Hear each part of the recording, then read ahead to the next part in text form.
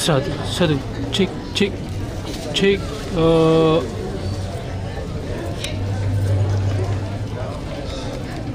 Main lagi ini jaga-jaga.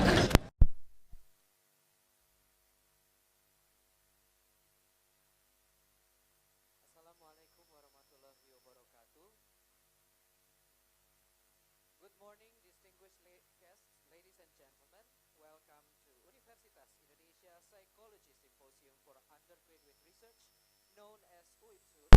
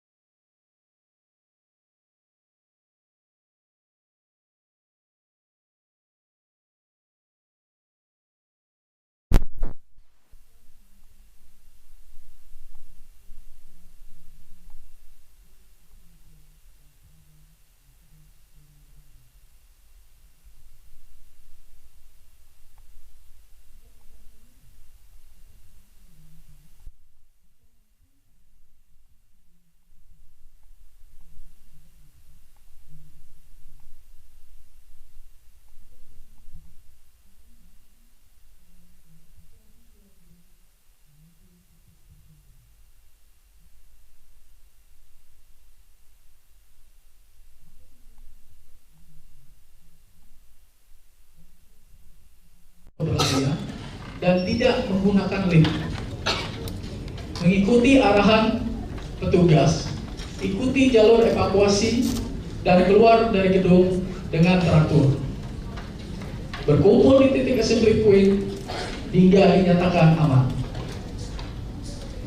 Jagalah kebersihan dengan membuang sampah di tempat yang telah disediakan. Untuk informasi lain, toilet wanita berada di depan ruang auditorium di sebelah kanan dari lift. Ada di sebelah kanan dari lift. Toilet pria dan bagi yang berkebutuhan khusus berada di belakang ruang auditorium di sebelah kanan tangga. Ada di sebelah kanan. Musola berada di lantai 2 gedung H. Kantin berada di lantai desa. Terima kasih. Selamat melanjutkan aktivitas. Assalamualaikum warahmatullahi wabarakatuh. Thank you, Mr. Purno. Ladies and gentlemen, UIPSUR is the first international research event that is conducted by the Faculty of Psychology Universitas Indonesia to provide an opportunity for undergraduate students to showcase their research to the scientific community with the theme promoting psychological contribution in a globalized community. We have received about 100 of abstracts from Universitas Indonesia as well as Faculty of Psychology from other universities in Indonesia. To name a few, Universitas Pajajaran Bandung, West Java, Universitas Yarsi, Jakarta, Universitas Diponegoro Semarang, Central Java, Universitas Udayana Bali, Universitas Andalas Padang West Sumatera, Universitas Hasanuddin South Sulawesi, and many more. We also received abstracts from universities in 3 continents. To name a few, from Australia, University of Queensland, from Asia, University of Malaya, Kuala Lumpur, and from Europe, Maastricht University in Netherlands. Please give a round of applause for UIPSUR. Honorable guests, there are so many people devoted to organizing this inaugural symposium, especially all the lecturers, staffs, alumnus, and students in the Faculty of Psychology, Universitas Indonesia. They have worked tirelessly to ensure a successful symposium. And here to represent that organizing committee is UIPSUR Conference Director and Manager of Research and Community Engagement, Dr. Dewi Maulina, MPSI. Please give her a warm welcome.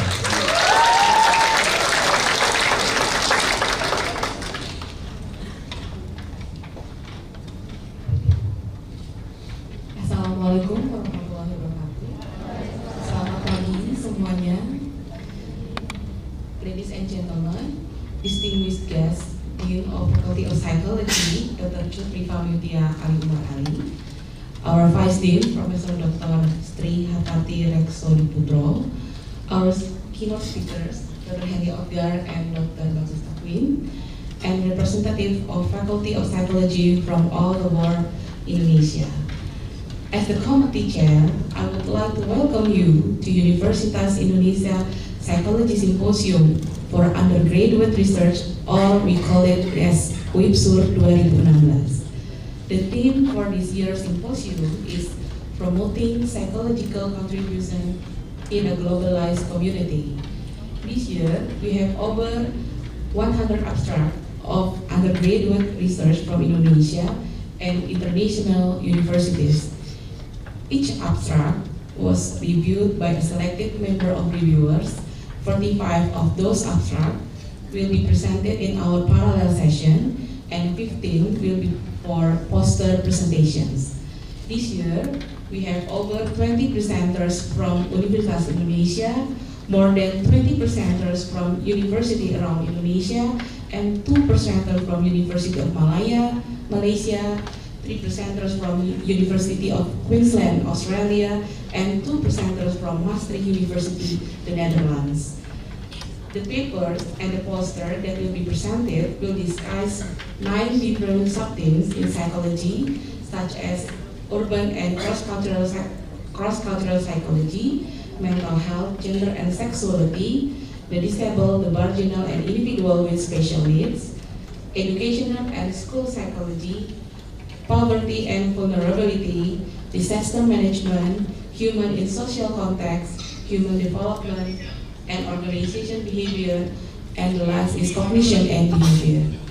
We are happy to announce that this year, 3 international presenters all were eligible for our travel grants. All the papers are also automatically reviewed for Best Paper Award, which will be announced tomorrow at the end of this symposium.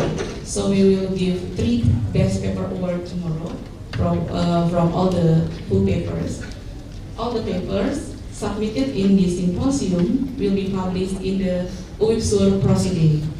Thank you to the committee members, volunteers, editors, reviewers, Directorate Research and Pengabdian Masyarakat, and everyone that has contributed in conducting this symposium. I would also like to thank to our keynote speaker, Dr. Henry Ogar and Dr. Bagus Takwin for sharing their knowledge and expertise with us. Lastly, good luck to the presenters, and I hope everyone has an enjoyable time in this symposium. Thank you. Assalamualaikum warahmatullahi wabarakatuh. Thank you, Dewi. Ladies and gentlemen, next I would like to invite on stage the Dean of Faculty of Psychology, Universitas Indonesia, Dr. Chudrifa Mutia Umar Ali M.A. Psikolog. Mutia,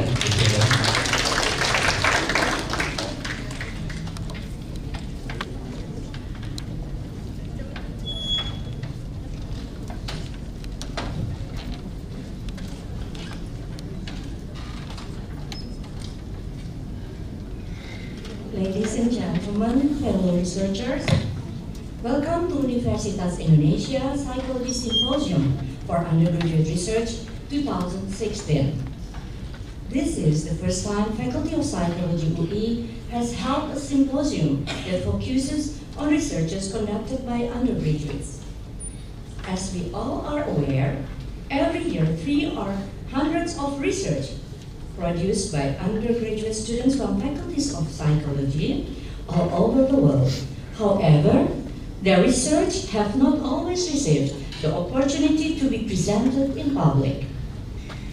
This year, Faculty of Psychology UP wants to provide the opportunity for undergraduate students to showcase their research to the scientific community. The theme for this year's symposium is promoting psychological contribution in a globalized community. The world has become more globalized. Lines between countries are becoming more blurred, and it will become more so in the coming years. We realize that as the largest country in Southeast Asia, Indonesia is not immune to both the positive and negative effects of globalization. A war in another country has an effect to Indonesia in the form of human migration. An economic crisis in Europe reached the lives of everyday Indonesians. The result of the election in America might make Indonesians think twice before studying there. As psychologists, we are demanded to solve problems that have become more complex because of globalization. Finding new ways to improve human lives through research is our contribution as psychologists.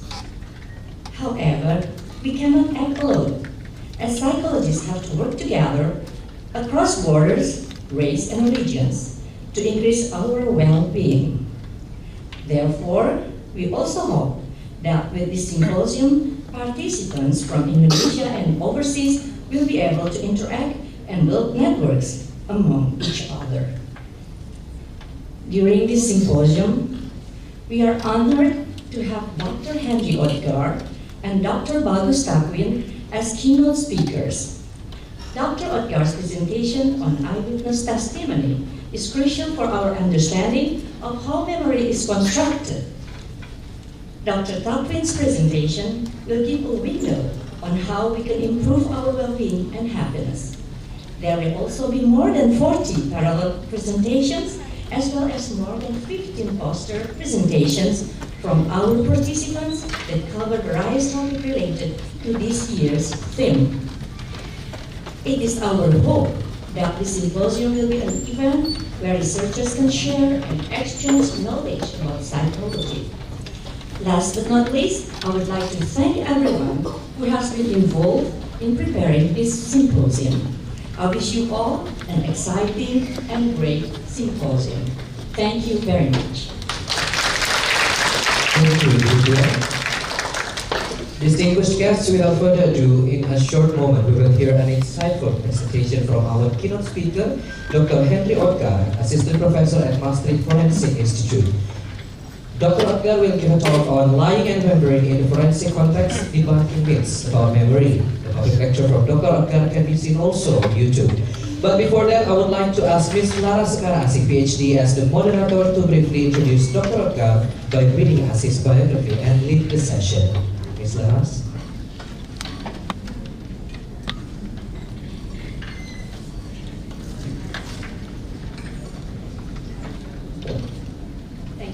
Good morning, everyone. It's an honor for me to introduce our guest lecturer, Dr. Henry Otgaar. Dr. Henry Otgaar is an assistant professor at the Forensic Psychology section at Maastricht University. He's also a visiting fellow at City University London and the Center of Memory and the Law, also in London. Dr. Otgaar's research focuses on the developmental changes in the memory that take place from childhood to adulthood. Specifically, he's interested in the factors that relate to the development of memory illusions. He collaborates with research groups in the United Kingdom, Belgium, Sweden, and North America. Dr. Otgaar has received many awards for his research and teaching. His current projects investigate the precursors of children's and adults' false memories, adaptive memory, the late disclosure of sexual abuse, and interviewing children. Dr. Otgaar has disseminated his work extensively and has presented his work to psychologists, students, and practitioners. His research often attracts national as well as international media attention. Dr. Otgaar frequently stands as an expert witness in legal cases concerning the reliability of eyewitness testimonies, including those that involve child witnesses. Furthermore, Dr. Otgaar is also a member of the Dutch expert group about sexual abuse cases, the National Expert Database, the Committee of Exam and Advice of the National Expert Database, and he also works at the Maastricht Forensic Institute. In addition to his outstanding academic achievements and activities, Dr. Otgaar is also an active blogger, in which he discusses the latest research findings in the field of forensic psychology.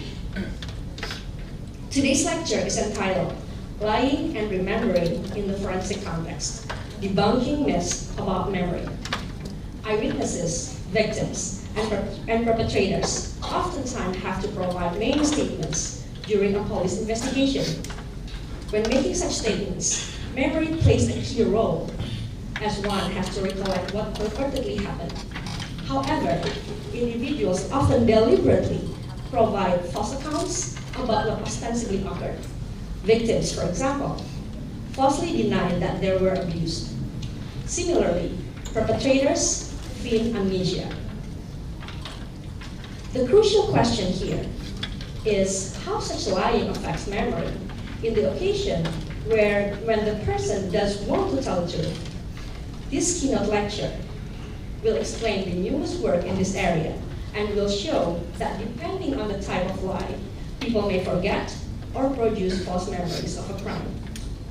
In order to understand this new line of work, we first have to debunk several myths that legal professionals frequently have about the functioning of memory, such as the existence of repression or photographic memory. Without much further ado, Dr. Henry Ogar.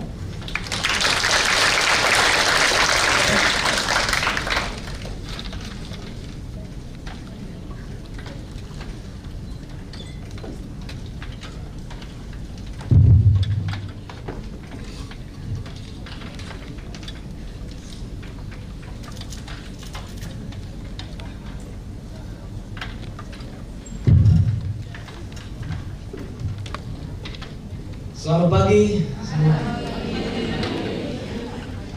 My name is Henry Otgaar. Thank you, first of all, for introducing me, all of you. I'm deeply honored by the invitation to be here to speak as a keynote speaker at this wonderful symposium. Thank you, Davy. Thank you also the Dean and everyone who made it possible. I'm standing here giving my latest work on lying and remembering in the forensic context, lying and remembering in court.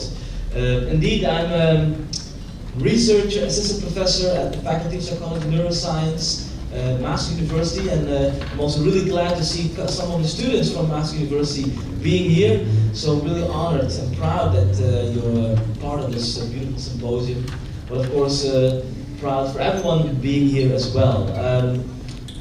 My main expertise is about memory. I have a keen interest about the functioning of memory, but more specifically, the functioning of memory when it enters court, when it enters the legal arena, how I call it. Why do I find that so interesting? Because, as you will see in this presentation, in many of the cases in which I'm involved as an expert witness, memory plays the most important role. Don't think about DNA, don't think about fingerprints, handwriting, all of the things that you sometimes see on these beautiful shows like CSI, things like that. No, memory, that's the key thing. I'm not saying that because I'm a memory researcher, it's just really the case, and I will show you why. So if you are talking about, let me see if it works.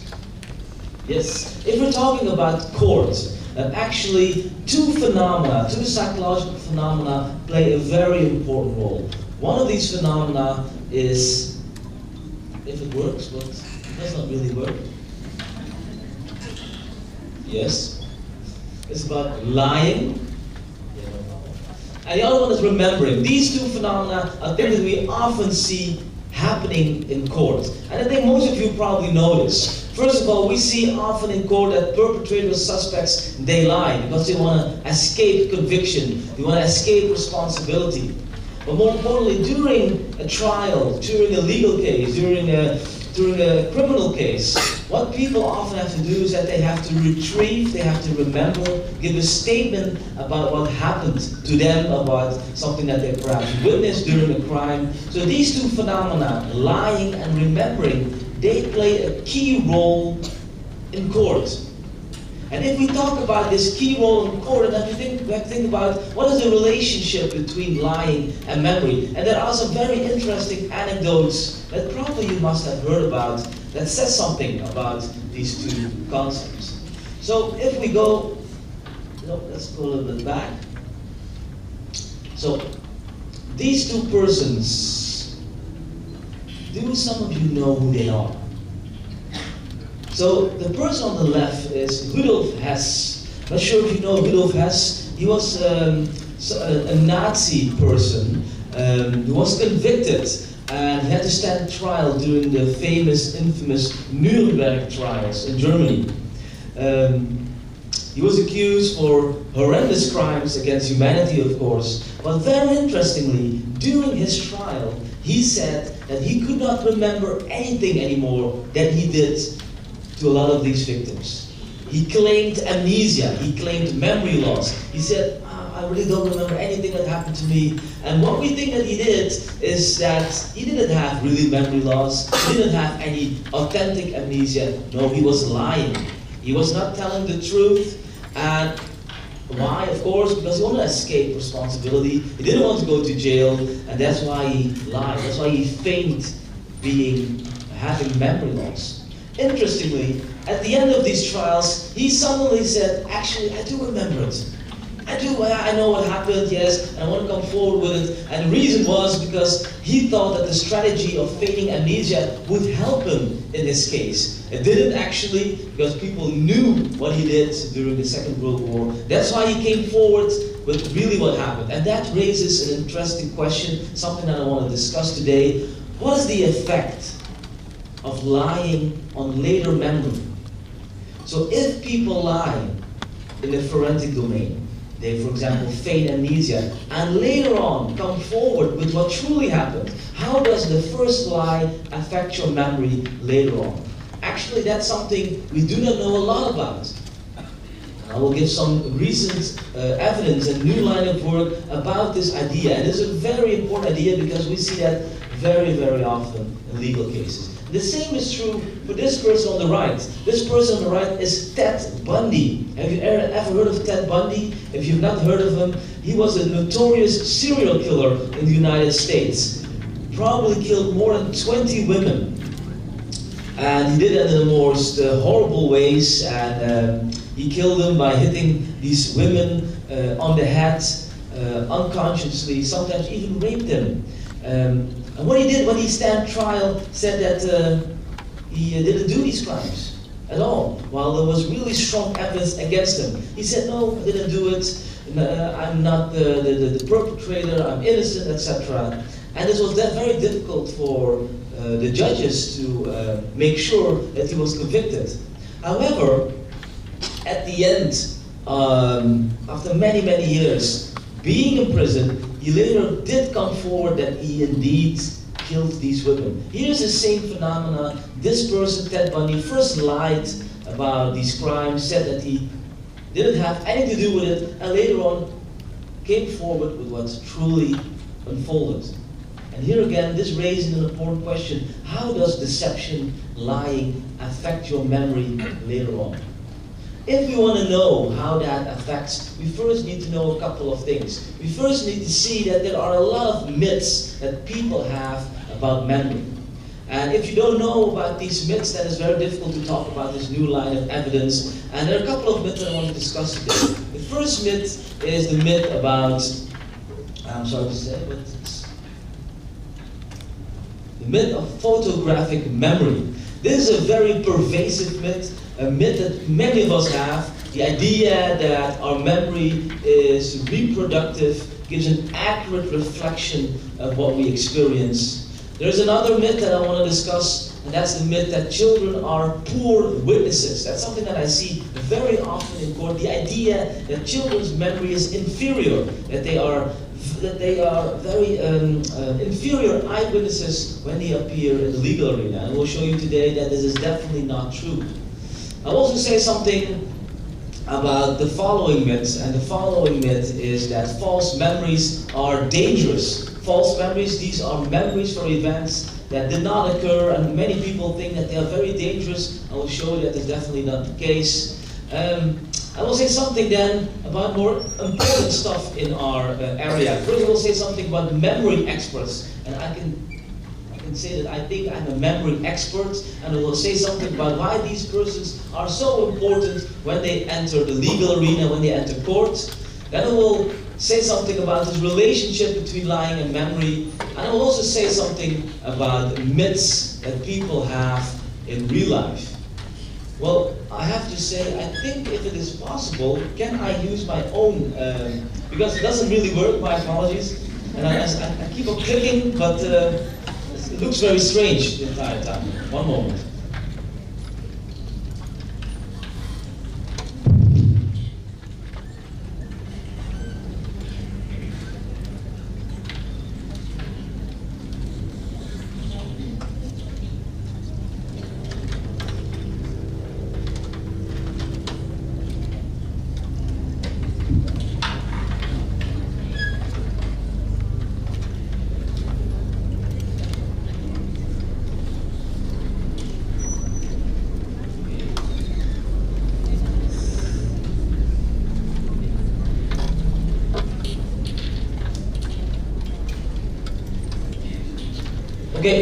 Okay, sorry for the short interruption. Okay, let's first start with the first myth. This is the myth of photographic memory. Actually, this is a myth that I also had when I was younger. I know that when I was in the elementary school, there were always these children that when there was an upcoming exam said to me, well, Henry, I don't have to learn for this exam because I have a photographic memory. I only have to read it once and then that's okay for me. And I always thought, damn, I don't have that. I don't have photographic memory. And later on, now I know that these children were probably just lying because they don't have photographic memory at all. And to see why we don't have photographic memory, we will first do a memory test with you. And this memory test is pay attention. I'm going to show you a short movie clip. And the thing is very easy. You have to look at this movie. And at the end, I'm going to ask you a couple of questions about this movie. Okay? This movie actually was made for the police. I made this movie to show to the police how easy our memory can be affected. We don't have photographic memory.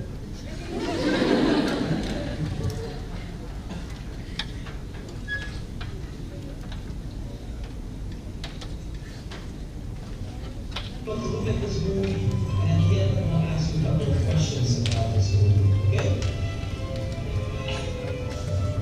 This movie actually was made for the police. I made this movie to show someone where this music comes from.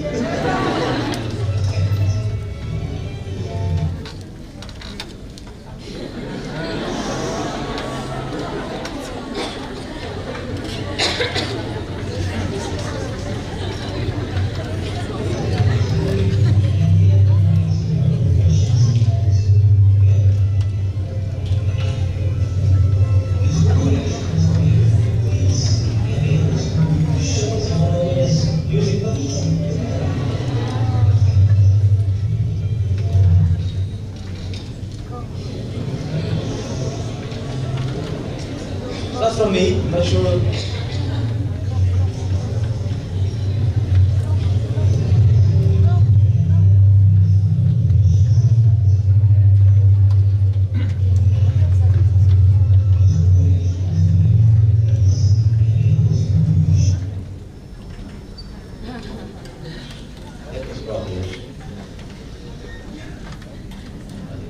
Apa di situ ya? Itu kan musik buat nunggu di auditorium biasanya. Okay, we can continue. Okay, just look at the video and I will ask you some questions about it.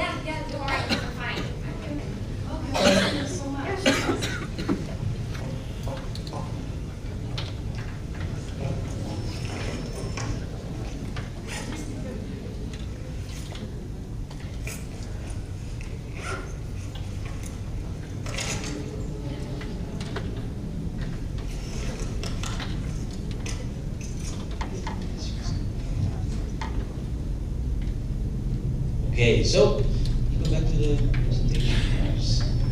Yes. Okay, so during this video, a bag was stolen from one of my PhD students actually. And who saw some strange things happening during this video?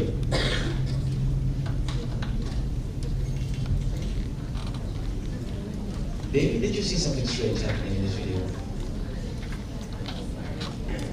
I forgot, she forgot. I always show this video because during this video, a couple of things changed which probably got unnoticed by many of you. And let's see what's changed. Yeah, for example. So, for example, the bag changed. Probably didn't see it, but it changed. And it says something about how our memory works. It means that we see a lot of stuff, but it can easily be changed. There are some other things that changed as well. These books changed in these folders.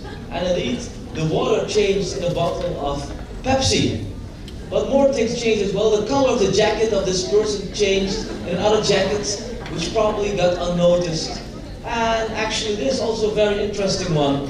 These are two different persons. And indeed, lastly, was indeed the bottle that changed. So what does that tell us is that we encode a lot of stuff. Keep in mind, if you're an eyewitness of a crime and you have to go to the police and give a statement about what happened to you, often some eyewitnesses say that their memory is really strong and that they are confident that they will give an accurate eyewitness statement.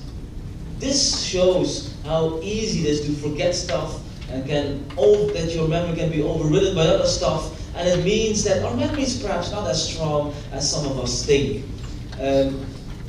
We call this phenomenon in psychology also change blindness. You're blind for subtle changes in your environment. So sometimes there are these subtle changes, like a bottle of water changing into a bottle of cola, and this got unnoticed. And actually, there's a very interesting other movie that is also on YouTube, which I always want to share with you, showing more, actually better, this phenomenon of change blindness, and also showing that we definitely do not have a photographic memory.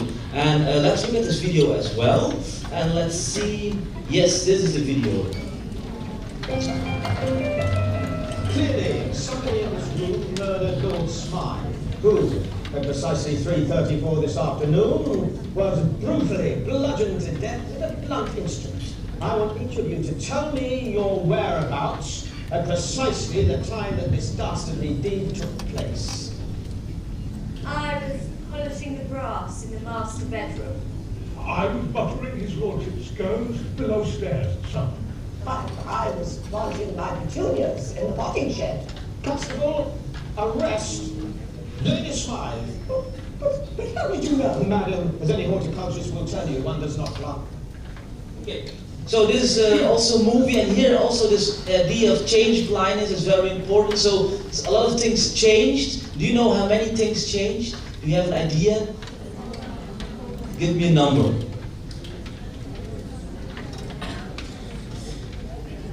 How many things changed, do you think?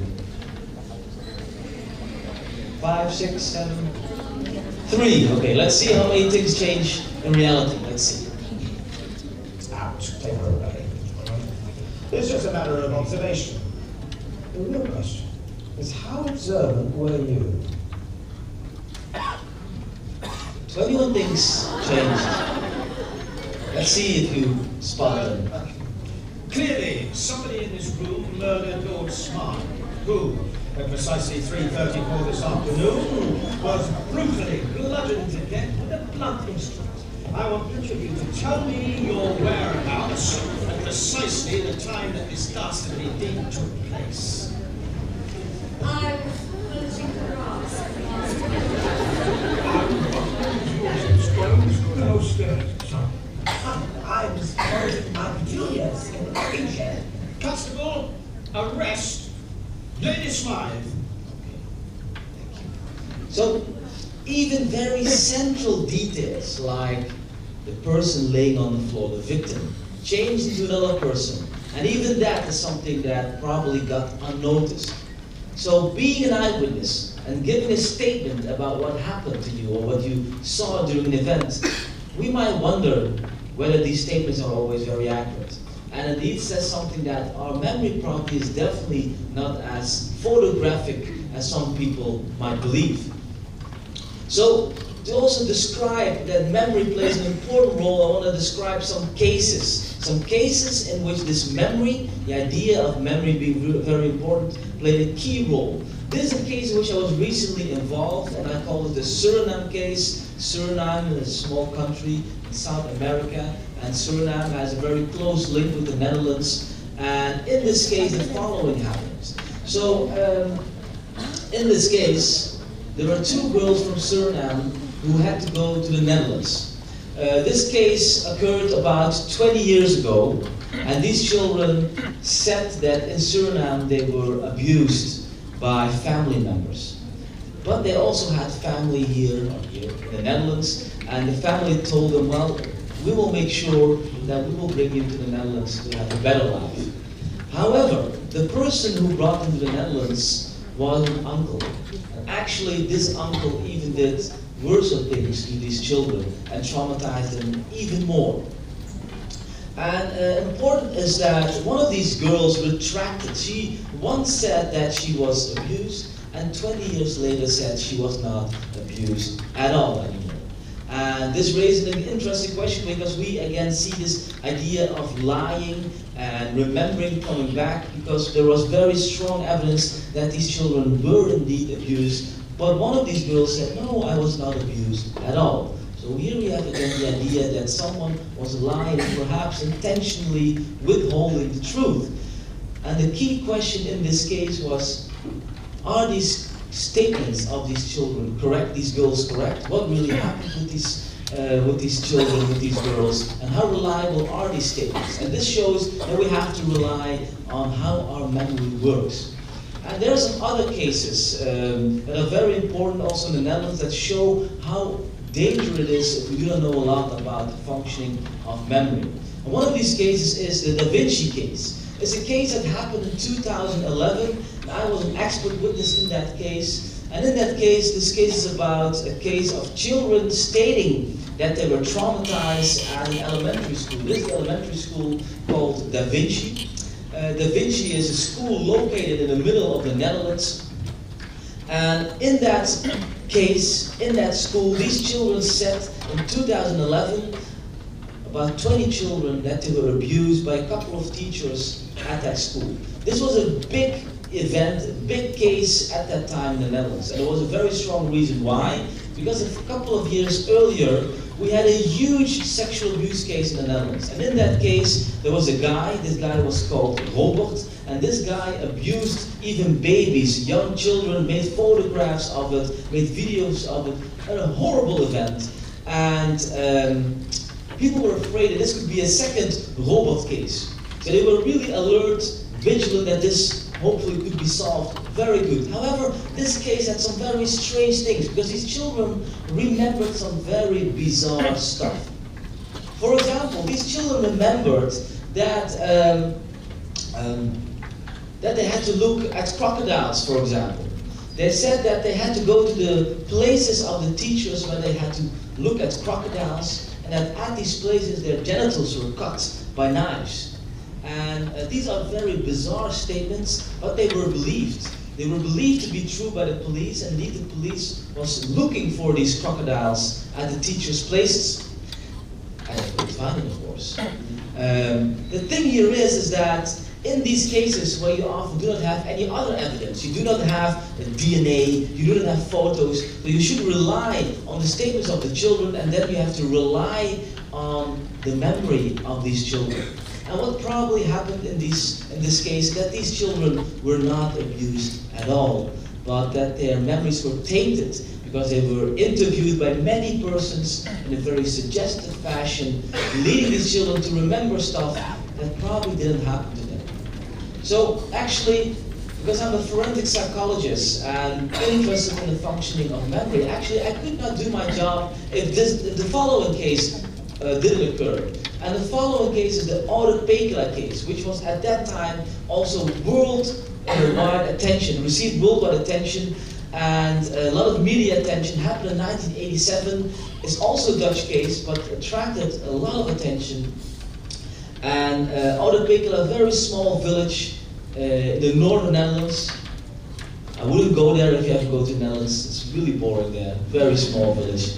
But it played a very important role for memory researchers like me. And why is that about 100 children in that village in 1987 stated that they were also abused. But they said that they were abused by a group of clowns.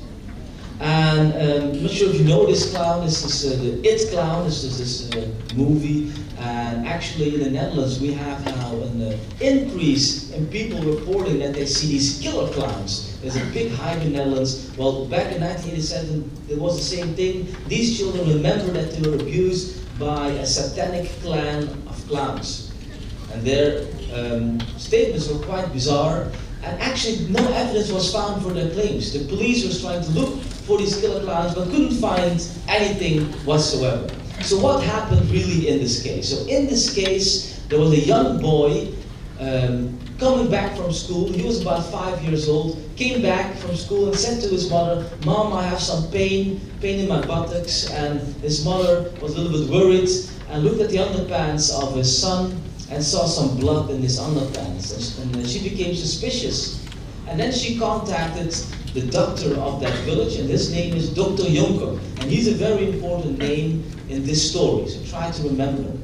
And Dr. Jonker, he looked at this boy and said, well, probably he has been abused. Someone tried to perhaps penetrate him, which resulted in this blood. And because he was so suspicious, he said, "Can I interview your son?" And he also wanted to interview children from his class. And what he then did is that he interviewed these children in a very highly suggestive fashion, telling them that probably they were abused, when in fact he didn't know at all. And indeed, because these children received such a suggestive interviewing questions, things like, "Oh, I think you were abused, aren't you? You should be abused," because another boy says he was abused as well. That these children came to believe and remember that indeed something happened to them. Well, perhaps, maybe nothing happened to them at all. And indeed, we think nothing happened to them because a couple of years before, so somewhere in 2010, 2011, a journalist from a newspaper in the Netherlands went to Otgaar and interviewed these children, which are now adults. And many of these adults now stated that nothing happened to them. They made a false claim, because they were suggestively interviewed, and now know that nothing happened to them. Well, this Dr. Jonker, which I talked to you about, he was actually so proud of his finding that he actually published about his finding in a very prestigious psychological journal. And this psychological journal is this. This is the paper that was written, "Experiences with Ritualist Child Sexual Abuse, a case study from the Netherlands." He published in the journal Child Abuse and Neglect. I'm not sure if you know that journal, but that's a prestigious journal in my field. They published. And the interesting thing, so he published it together with his wife. And when that paper was published, many researchers became very critical and suspicious and said, probably something else is going on. Well, in many of the cases in which I'm involved, all of these cases end up in a negative way. And in this case as well. So you have to think about, if you are involved in the case, even if you're innocent, still, in your neighborhood, you often are still seen as a true perpetrator. You're still seen as someone who did perhaps something. And Dr. Jonker, he heard that he probably made these children believe that something happened to them. Well, in fact, nothing happened to them. That he later on committed suicide. He committed suicide because he was so depressed that probably because of him, these children remembered such very negative, horrible stories. So here again you see how important memory can be in court. And if we talk about the importance of memory, we often talk about this phenomenon that I'm very interested in. It is a phenomenon of false memory. And a false memory is actually nothing else than remembering details or events that are not experienced. Well, actually, if you look at the area of false memory, there are different types of false memory, and I want to go a little bit through them because it shows you that we don't have a photographic memory, and because this idea of false memories shows us how easy our memory can be affected and can be corrupted. And there are two types of false memory actually. The first type of false memories that are induced by suggestive interviewing questions. Some things that you sometimes see in the therapy or in the police, asking people suggestive questions. There's also other ones called spontaneous false memories, and these are false memories that arise instantly, spontaneously, without any suggestive pressure. This is very interesting because this latter type of false memories, they are attracting a lot of empirical attention at this moment, because these are the false memories that we probably have every day. So let's look at them, and let's look at how I elicit such false memories in the laboratory, showing that photographic memory definitely does not exist. So for example, if you want to induce what we call suggestion-based, suggestion-induced false memories, we can rely on different procedures to do that. One of them is called the misinformation method, and the other one is called the false memory implantation method. Let's look a little bit what that is. And before I go further, so often people call us, memory researchers, false memory researchers, memory hackers. And why? Because we try to change the memory, modify the memory of a participant, a child participant, a student participant, an elderly person, and we can do that in a very simple way. And this is one of the first ways to do it, and this is this misinformation method. And how do you do that? You do it in the following way. For example, you give participants photos, like for example, a car stopping in front of a stop sign. Then later on, you give them misleading information, or misinformation, telling them that the car stopped in front of a yield sign.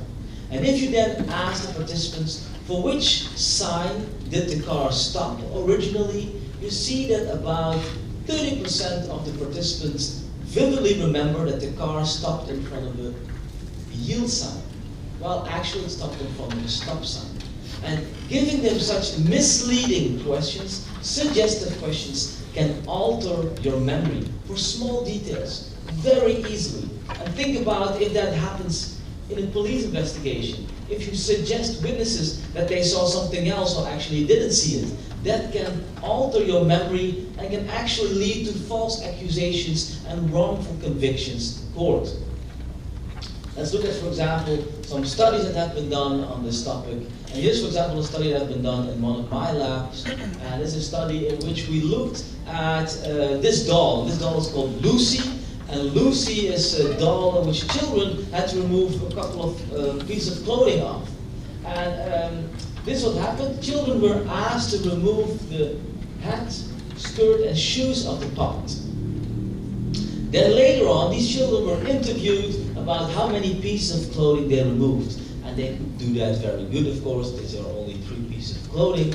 But then we did something with them. We gave them some misleading questions. We said to these children, well, you didn't remove 3 pieces of clothing. You're wrong. Your memory is wrong. You actually only removed 2 pieces of clothing. And what we did is that in the meantime, we had a confederate, a person helping us, and he went back to that puppet and put one of these pieces of clothing back on the puppet again. And then we went back with that child to that puppet, and we told the child the following. We said, your memory is incorrect because, as you can see, there are only 2 pieces of clothing that have been removed.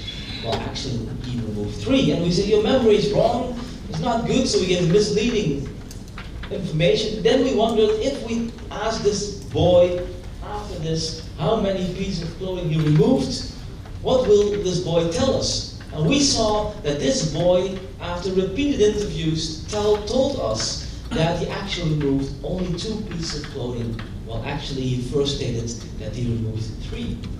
So giving participants, giving students or children misleading questions can alter your memory for very small details, which can be very dangerous when that happens in court settings. And we know what happens. We know that suggestive questions, misleading questions occur in a lot of police investigations or a lot of therapy settings, which might lead to incorrect memories.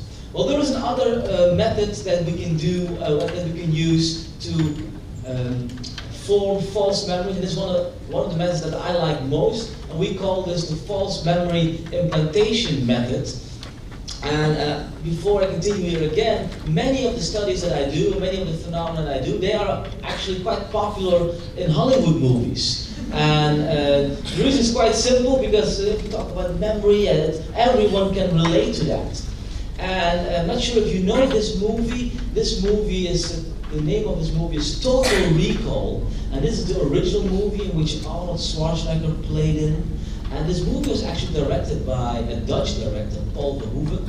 And I'm so quite proud to say this. No, but it was an important movie at that time. Why was it an important movie? It was an attack. It was not only a movie about memory, it was a movie also an attack on the establishment. But in that movie, this person, Arnold Schwarzenegger, received a false memory. A false memory was implanted in his mind. Many years later, this movie received a remake with Colin Farrell as the lead actor. And here as well, they put him in this device in which a false memory was implanted. And when I say implanted, that means that we have devised ways, methods, in which participants can remember events, entire events that actually they did not experience at all. So now we're not talking about a small detail, no, we're talking about an entire event that we implant into the memory of participants. And let's look at a couple of the studies that we have done on this issue. And so let's look at a couple of studies that we have done on how to implant false memories. And when we conducted these studies, we looked at where are we exactly interested in? Which type of events do we want to implant into the memory of, for example, children or adults? And we were especially interested in the following situation. So I just told you that many of these cases, which I just presented you, like the Da Vinci case, the Oda Pekla case, these children, for example, had false memories of very implausible, highly unlikely occurring events, very negative events, and events of which you might expect that children or adults do not have a lot of knowledge on. So we were interested to try to implant false memories for highly implausible, negative events of which you might assume people do not have a lot of knowledge on. For example, sexual abuse is not an event that happens, luckily, that often. It happens, but not that often. It is highly negative, and actually many people do not know exactly what happened to such an event. So let's see how we implanted such very implausible, for example, false memories. Here is one of the first studies, and it's a study in which we try to implant a memory of being abducted by a UFO into the minds of children. And we did that because in my idea, UFO abduction false memory is a very implausible event. So let's look at this. Yeah. So before I continue again, many persons always ask me, so how did you get ethical approval for this, by the way? Because if you want to implant false memories of a UFO abduction, well, is that even possible? Well, we also have an ethical committee, of course, at Master University. And before we can conduct such studies, we have to make sure that the parents of the participants or the children, they know exactly what happens with their participants. We need to follow up on these participants later on. But it is difficult to get ethical approval. But we were really interested in doing such studies. And why? Because we know that in many of these cases, children, for example, had such strange memories, and we wanted to see, can we do that also in the laboratory? So we did that. And let's see how we did that. So this was published in 2009 in Applied Psychology. We used this paradigm, which we call the false memory implantation paradigm, in which we told children that they were abducted by a UFO. We told them that their father told us, or mother told us, that when they were 4 or 5 years old, that they were abducted by a UFO. We included 91 children, 7 8-year-olds, 11, 12-year-olds, and we gave them false newspaper articles stating that they were abducted by a UFO. Let's see how we did that. We first made a picture of the town where they lived in. This is a small town in the Netherlands. And then we photoshopped a UFO in that picture. And then we included that picture into a fake newspaper article that you often see in the Netherlands. And this is called Dagblad de Limburg. It's a newspaper in the Netherlands. Not interesting for you, but for the children it was. And then we told them, well, your mother and father told me that when you were about 4 or 5 years old, you were abducted by a flying saucer. And that is very likely that that happened to you, because at that time, newspaper articles about that, about the abductions were published. And here was one of these newspaper articles. And then we read that newspaper article together with them. And we told the children, well, it's probable that you were abducted by a UFO again. And can you tell me what you remember about it? Well, keep in mind that when we did this study, many of my colleagues said, no one will buy that story. No one will say that they will be abducted. But look at this story of a child.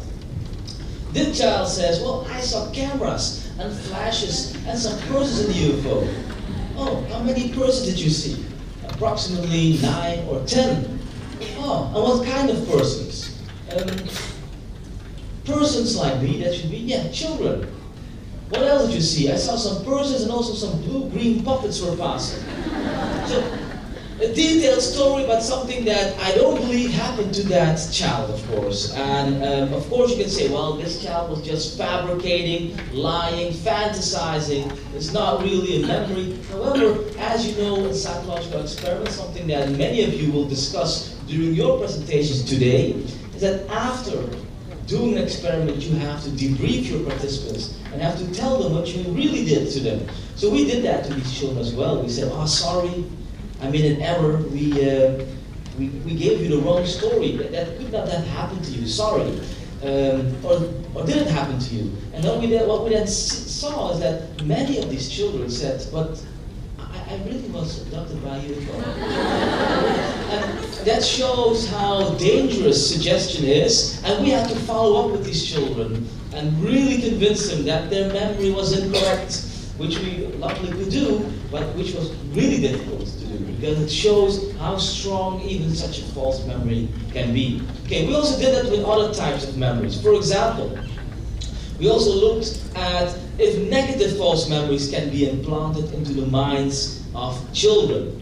And this is a study that we published in 2008, Acta Psychologica. We had 76 children who were 7, 8 years old, and we told one half of these children that they were accused of copying off homework of their neighbor in the class, which didn't happen to that child, which was quite negative. And we asked a group of other children in a pilot study if they experienced that as negative, and they said, yes, being accused of copying off, it's very negative for me. And we also told them a neutral false event, that they had to move to another classroom, which also didn't occur. And then we interviewed them twice.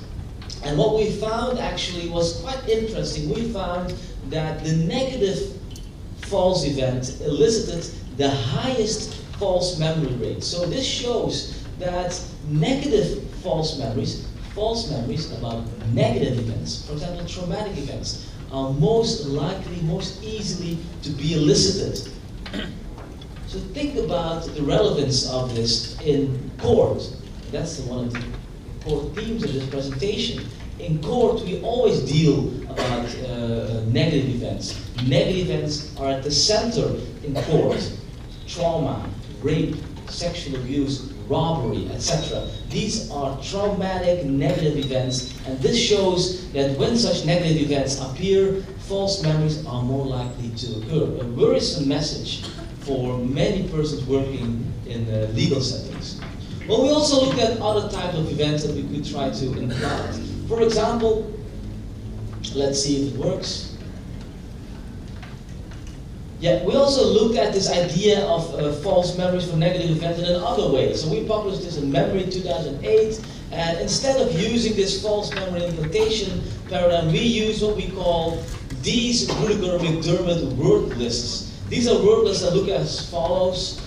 You present participants with words that are related to each other, like bed, rest, awake, tired, dream. And if you ask participants What words do they still remember? You see that many of the participants remember the word sleep. And this way you can create very simple false memories. And we gave participants neutral lists like sleep, but also negative lists like murder, and we found that actually that false memories were higher for negative lists than neutral lists. So again, showing negative false memories are most likely to be induced. Okay, let's continue with some other false memories. So we also look at false memories of which you might assume that the events that you remember, that you do not have a lot of knowledge about these events. So one of these studies that we conducted, we included 120 children, 7 8-year-olds and 11 12-year-olds, and one half of the children were told that their finger got stuck in a mousetrap when they were, let's say, 5 6-year-olds. This didn't happen to them, of course, and we called this a high script knowledge event because we knew from previous pilot work that children know what happens during such an event. The other half of children was told another quite negative, strange story, and it was a story that they received a rectal enema. So these are never nice stories that we give these children or student participants. We don't do that on purpose. We have a very strong theoretical and practical reason for it. And then we interview them again twice. And what did we find? We found the following. We found that when children receive suggestions about events of which they know more about, this increases false memories. The reason is quite simple. If you know more and someone suggests something to you, you will make connections, relations, associations in your memory.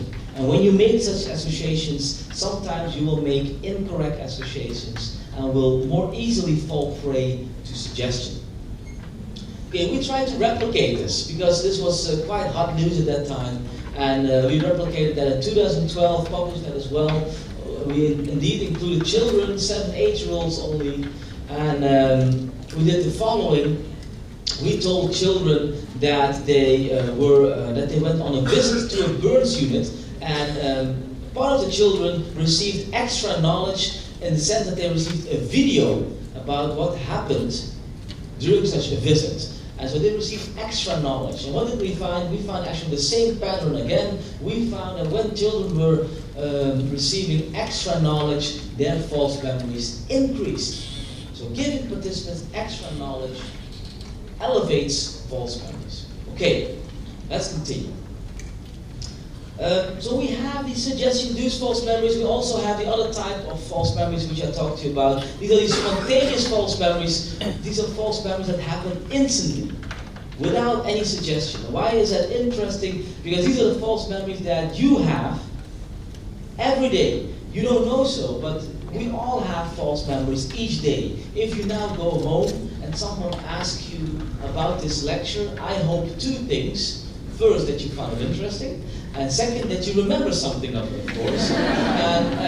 But if someone asks you, for example, so could you describe Henry Otgaar? It could probably be that some of you say, well, I think he was wearing a tie, for example. Well, in fact, I'm not wearing a tie. And how did you get such a memory then? Because you will make associations, because that's something you might expect based on your schematic knowledge that you, perhaps, the person here would wear a tie. And these are the spontaneous false memories that I'm talking about, in which we do not remember a lot of stuff and we will fill in the gaps which lead to false memories. And like I told you, this most important way to do so is by using these word lists, these DRM or also dream word lists. And the idea behind these false memories is that we have what we call semantic networks. So in our memory system, we have a lot of concepts that are related to each other, and if they are activated, they will activate also other stuff. Stuff that you did not experience, memories that you did not experience, which will lead to false memories. There are many ways to create such false memories using such a method. Here's another way to create, so let's for example look at this picture. This is a picture of a beach. And look at it because I'm going to ask you some questions about it. Okay. So this picture of the beach, who saw a sandcastle on that beach? Okay, very good. And there was a beach ball. Who saw that beach ball? And the bath towel on the. Yeah, there's some. And flippers. Well, the nice thing is in that picture, these three things, they were not, the last three things, they were not in the picture at all. And often what you see is that people do remember seeing those details, in fact they were not. And here again, you make associations, and sometimes when you make an incorrect association, you remember something that you did not really experience. Okay. What we see in these spontaneous false memories is quite interesting is that not children, but adults are most likely to develop false memories. And we call this effect also a developmental reversal. It means that under certain occasions, not children, but adults are the inferior eyewitnesses. I will say something about that in a bit, because it is highly relevant in court. Okay, so let's go to the second myth. So we now talked about, first talked about the myth of photographic memory, and hopefully I showed you how easily our memory can be modified. Hence showing that photographic memory, no, really, it does not exist. No one up to date, according to our scientific knowledge, has photographic memory. If you do know persons, let them call me. Because I would love to see them, but I think that we don't have photographic memory. So let's go to the second myth, and this is the myth that children are poor witnesses, so that children's memory is always inferior. And why is this important? Because we see definitely in the Netherlands, but maybe also here in Indonesia, that children are increasingly involved in legal cases. The thing is, what we see unfortunately is that there is an increase in claims of abuse, for example, and of course many of these claims are true, and many of these children sometimes have to go to court. Not in the Netherlands, by the way, luckily, but in other countries, sometimes these children are cross-examined even at court. So their memory is really important to rely on or not. And the standard idea that many of us have is the following. If you compare the memory of a child and you compare that with an adult, and often this is the idea. The idea is that children's memory is inferior, works less well, less optimal than the memory of adults. Is that true? I don't think that's true. I don't think that's completely correct. And I will say so. Why? Because the idea always is, if you look at, for example, false memories, children are more easily to be affected by these false memories. Because the idea is, children's memory is poor, so they are more likely to accept suggestive questioning, and hence are more likely to develop false memory. And this is a very pervasive myth that we see in legal settings, in which many police officers or judges believe that when children give a statement, you have to be careful, because these statements can be incorrect because their memory is so flawed of children. However, like I just said to you a couple of slides before, what we now are seeing is the following pattern. We see that in many of these children, in many of these studies, not children, but adults are most likely to develop false memories. And this means that in certain circumstances, adults' memory is inferior. Adults are poor witnesses. And let me explain how we tested that. Well, this phenomenon, again, is called the developmental reversal, and we try to examine this phenomenon in a more real-life situation. So how do we do that? So then, if we first have to explain again how these false memories arise, and we first again have to think about that we have two types of false memories: suggestion-induced and spontaneous false memories. And if you think about spontaneous false memories, they arise, like I said, because of activation, associative activation. We make associations, and because of these associations, we make false memories. The thing is that children, they display less associative activation than adults, and this means that adults will develop more false memories than children, more likely to make incorrect associations. So based on this theory, you would expect that both spontaneous and both suggestion-induced false memories would increase with age. And why? Because if you would, for example, give children suggested interviewing techniques about things that they did not see but are related to a certain event, adults would be more likely to accept that because they make better associations and they would be more likely to link a suggestive question with something that they experience. And how do we do that? Let me explain how we do that. So this is a study that we recently published in Journal of Experimental Psychology in General. This is not that important. I will explain you in a bit because there's a video what I will show you. Yeah, the video is one moment. Yeah, the video is something that we made for children and adults. Children look at this video. Adults look at this video. Some of you might have seen this, by the way, in the workshop yesterday.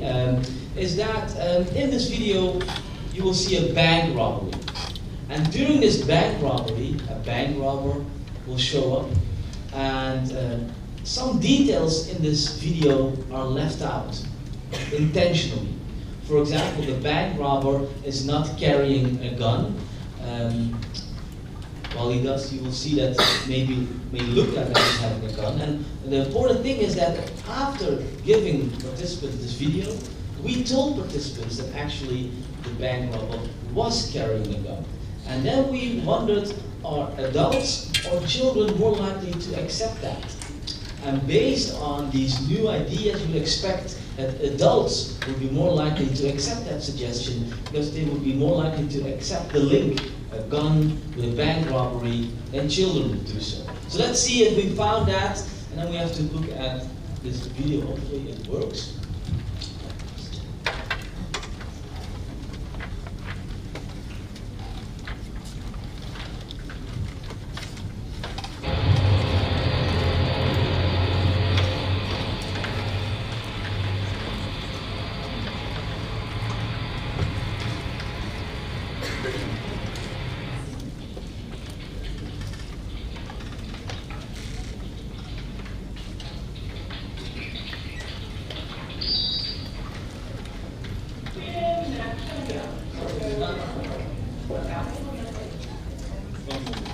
I will do it differently.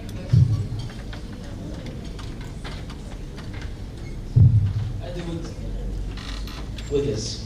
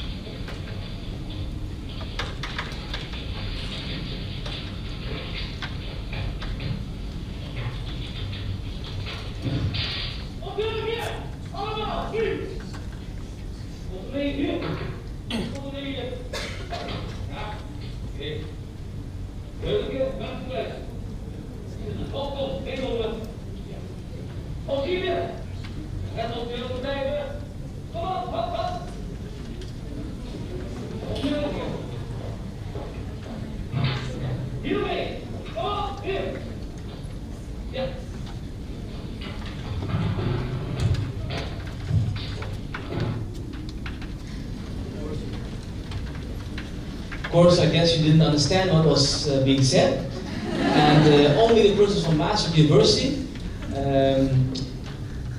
It's also not that important, but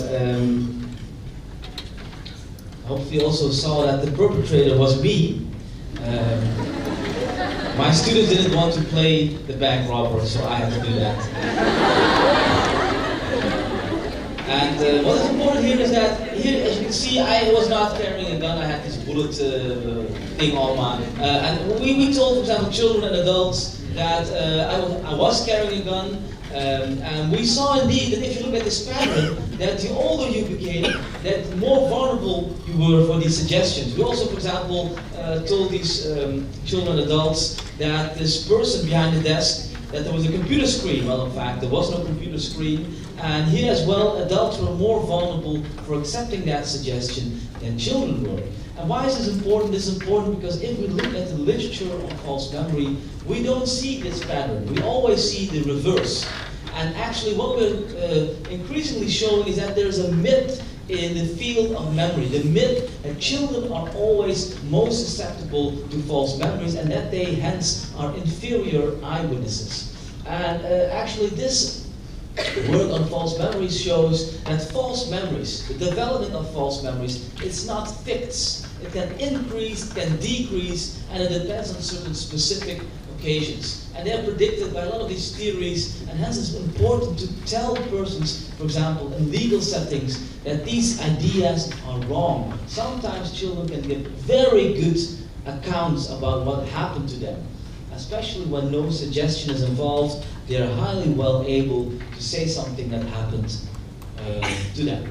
Okay, there's a third myth, and because I've been talking about the dangerous aspect of false memories the entire time. But false memories can play an important role in legal cases, and this can fuel the idea that false memories are inherently dangerous. I want to tell you that this is also a myth. This is not true. And where does this myth also originate from? It originates from also this figure. Let's look at this figure. And this figure represents the factors that played a role in wrongful convictions in the US. So in the US, they have looked at all the different factors that played a role in people that were wrongfully convicted. They were imprisoned, while in fact they were innocent. And then they looked which factors led to these wrongful convictions, and the most important factor is eyewitness errors. And if we talk about eyewitness errors, we talk about eyewitnesses remembering that person X did the crime, while actually it was person Y. So remembering something incorrectly. These are eyewitnesses remembering that they were abused by their uncle, while in fact they were not abused at all. So these are actually false memories, often, this factor. So this actually supports the idea that false memories are dangerous. But actually, if you think about memory in a more evolutionary point of view, then you would expect that false memory should have some positive effects as well. So this is something that we have been doing recently, and this has recently been published in a journal, and we were thinking about, well, everyone thinks about false memories being negative, but actually, if you think about how memory evolved, memory also evolved, like all other things. Species evolved, memory evolved. So we have a memory that makes us remember things better for our survival. So there should be some reason for why we would have false memories. So we think, do false memories have positive consequences as well? And how did we do that? So we investigated that by using a task that you often see in intelligence tests. Definitely in the Netherlands we have certain intelligence tests, and in these intelligence tests people receive this. They receive, for example, pictures that are not entirely clear, and the idea is, and the task is actually, is that participants, they have to, as quickly as possible, tell us what the picture is about. Well, this is a picture of a table, and the faster you can do that, the idea is that it is linked to the higher intelligence. Okay, so we use this idea also for our experiments. What did we do?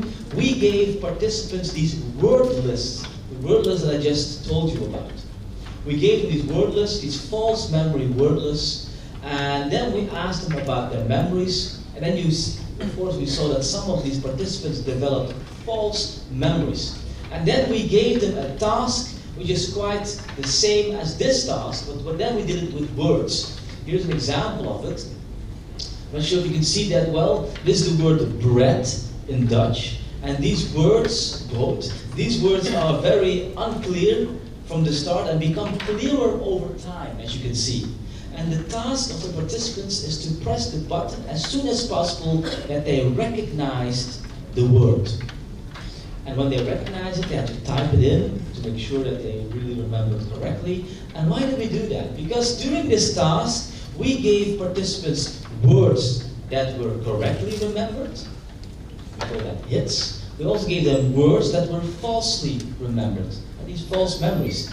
And the idea is, if you then look at reaction times, the time it took to press the button, you would normally expect that if you have a true memory, you would be faster in pressing the button, because you would have seen that word from the start. You would have seen it during the memory task, the recognition task, and you would have seen that during this task. So you would be faster in pressing that button than when you would receive a word that was falsely remembered. That's what I actually would expect normally, but that's not what we are seeing. We are seeing some sort of positive consequence of false memory, and you can see that in this figure. You have to look at this this figure. You see that false memories are faster identified than hits, true memories. So not slower, faster. Think about how counterintuitive that is. That means that if we have a false memory, it doesn't mean that we are slower in identifying that word, which you would normally expect. No, we are even faster. What does that mean? It means some way or another that false memories have some what we call adaptive value, positive value for us. We're now investigating the possibility that perhaps false memories, they are some sort of the glue of our memory system. They make sure that we can make very fast links between our memories. And sometimes, as a byproduct, we have false memories, but they are some sort of the cement, the glue of our entire memory system. And hence, we are faster in identifying stuff based on false memories. Okay, so let's talk a little bit about myths that people often have in real life. And I want to do that, and this is the end of actually the presentation already, almost the end. I want to do that by referring to a couple of persons that you see at this slide. And before I start, so what do you think these persons have in common actually? Very popular, yes? Unfortunately, very popular, yes?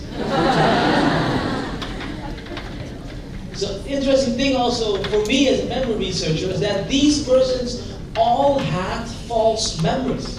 And they displayed it in public. Now let's check.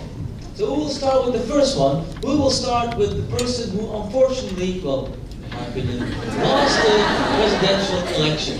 And this is Hillary Clinton. So I'm not sure if you know this story, but many years ago, she gave a press conference. And in the press conference, she was talking about that she once landed in Bosnia. So she had to go to Bosnia, probably for her work. And she said during that event, she was attacked by snipers.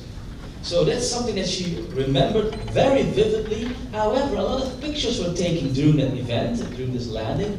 And actually, that was a very peaceful landing. When she went out of the plane, she shook hands with politicians and then went to wherever she had to go. Probably this happened somewhere else. And she confused it maybe with this event, leading to a false memory. There are other stories, of course, of false memories. And I find this, unfortunately, one of the most interesting examples. I always say that because I'm a big fan still of Michael Jackson. And it was actually not Michael Jackson who had a false memory. I'm not sure if you know, it was the first boy claiming to have been abused by Michael Jackson, who probably had a false memory. Let's see why. So this boy, he often slept at Michael Jackson's Neverland place. This is place, you know, some sort of beautiful land that he had. And his father of the boy was a dentist. It's an important part of the story. And he didn't like it that his son stayed at Michael's place that often. Because indeed, you know, Michael Jackson, he was a weirdo. And I can imagine that being a father, you might think, what does my son have to do there, and what is happening over there? So what he did is that he said to his son, well, we have to, you need a dental appointment again, and he actually had a hidden agenda. He wanted to ask about what happened during these sleepovers during a dental appointment. And what did he exactly do during a dental appointment? The father gave his son a truth serum, which is called sodium amytal. I'm not sure if you know it, but this has previously been used by the FBI, the CIA, because people think that this is really a truth serum. I can tell you, there is no truth serum. It doesn't exist. What we know from that sodium amytal is that it makes you highly vulnerable for suggestions. So what this father did, and he said that to the press, is that during that dental appointment, he asked his son a lot of suggestive questions like, did Michael touch you? Did he kiss you? Things like that. And because probably during that sodium amytal, he was more likely to accept these suggestions. And it could be that this boy actually developed some sort of false memories because of this drugs, something that I don't understand why you would give it to your son, and of the suggestive questions.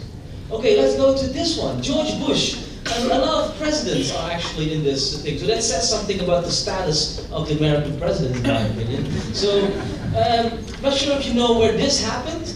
This happened at the moment of 9/11, in which George Bush was in a class with children. And at that moment, probably one of his colleagues told him that America was under attack, something like that. And what is interesting is that he has a vivid false memory of 9/11. So, George Bush says that when he was in that class, he saw the video of the first plane hitting the Twin Towers. And he has said that during a couple of press conferences. The point is that when he was in that class, this entire event has been taped, and they were not looking at any videos at all. These videos were put online maybe an hour after that or 2 hours after that. So he could not have seen that video in that class, but he remembers that. Probably he saw that video somewhere else, confuses with that event. Of course, you have these conspiracy theorists. You know, there are a lot of conspiracy theories behind 9/11, and they say this is evidence showing that George Bush knew about it. He had seen this video maybe hours before. It's completely nonsense in my opinion. It's just a false memory, very simple explanation. Here's another one, presidential candidate Mitt Romney.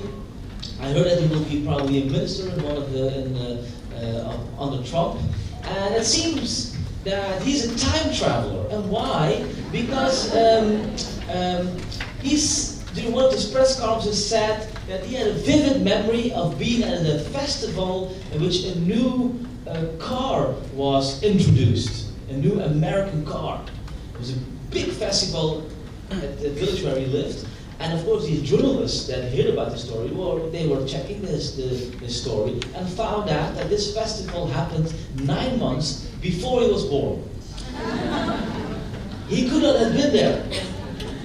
Or he could travel in time, but I don't think that happened. What probably occurred here is that maybe his family, his friend of his family, his father and mother, they were there, pictures were taken, and he has been looking at these pictures when he was a child, and perhaps imagined being there himself, thinking indeed, remembering that he was there. Okay, Ronald Reagan, again, a president. He also has a very beautiful false memory because he had, during a press conference, said that during the Second World War, he could still vividly remember the final words of a World War II hero. What he didn't know, actually, is that these words were actually taken from a movie, and it were actually a movie, Women in Prayer. And so these were not the final words of this World War II hero. These were words from a movie. And again, probably he confused things, developing into a false memory. Okay, let's end with, of course, our new president, Donald Trump. Yes, I think he has a lot of false memories. And he has, for example, a false memory that he said that during the 9/11 attacks, he saw Muslims cheering. He said that he saw videos that Muslims were cheering. He saw photos. In New York, there are none at all. He's completely fabricating that, believing in his own lies, having probably a lot of false memories. This guy will come back in my presentation in a bit, showing how,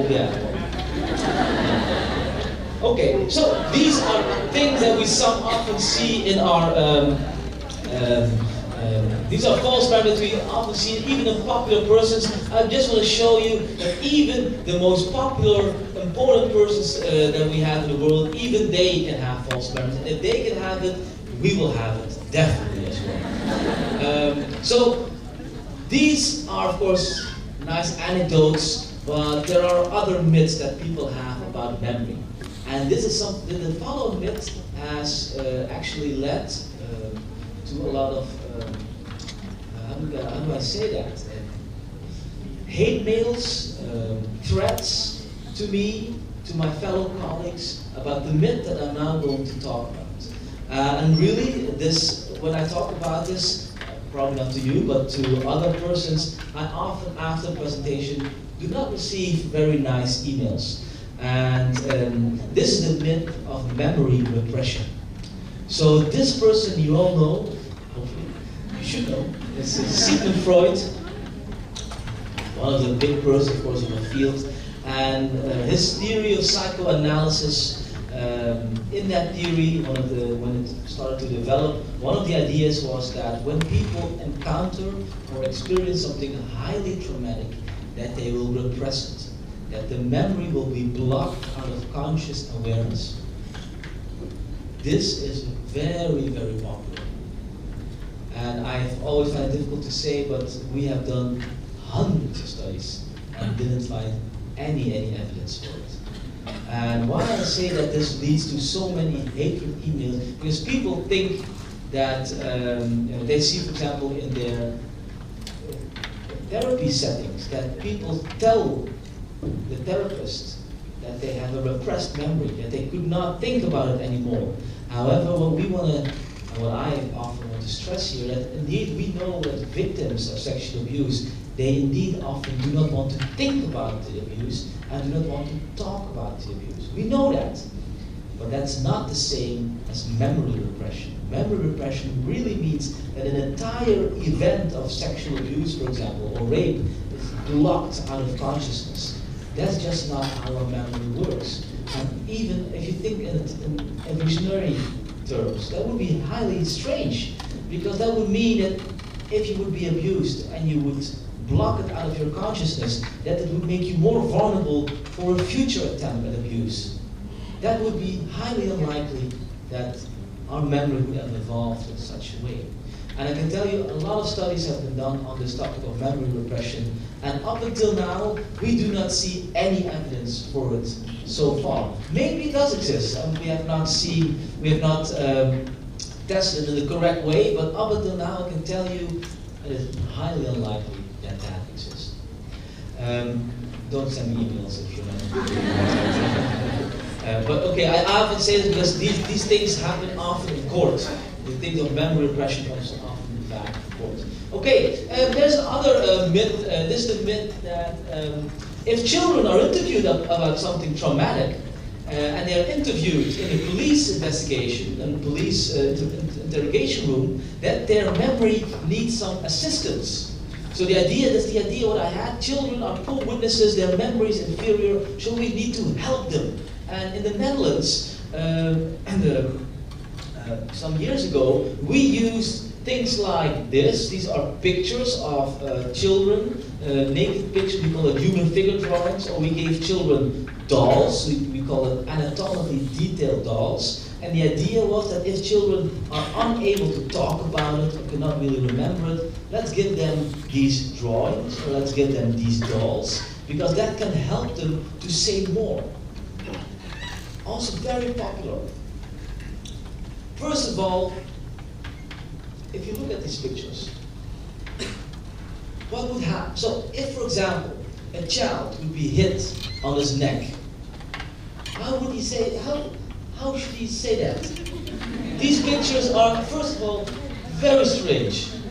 These pictures should depict the body of a young child.